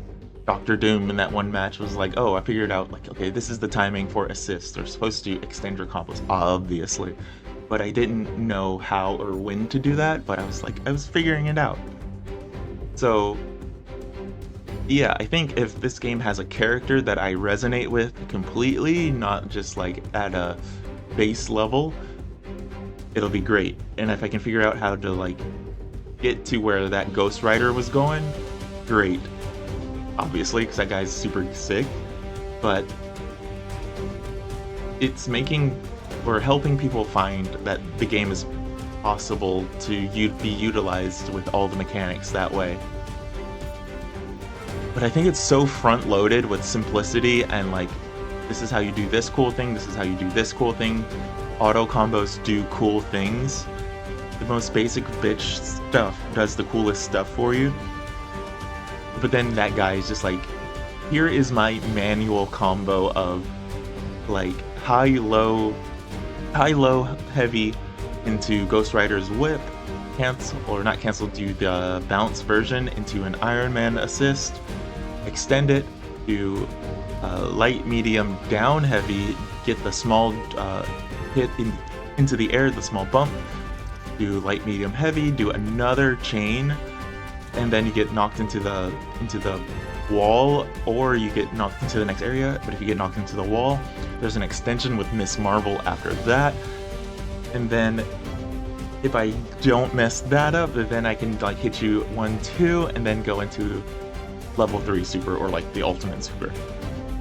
Like, that guy figured it out. How do we get other people to figure it out is the big question. How do I get my dumbass and like wanting to play Doctor Doom to figure it out? But that would be great for a training mode. But I know why they don't have a training mode, because you know what happens when there's a training mode? People just sit in training mode and we don't test the network, and that's what they wanted to do. And that's why they don't have it on PC, because what happens is people will cut out the training mode and they will just play the training mode offline, and they'll be crackheads. So, because it always happens, no matter what kind of game it is. Either way, it's time for dinner. I'm gonna go eat. Good night, good game, and boy oh boy, I should get my outro screen fixed, because I don't know why it's just black. Good night!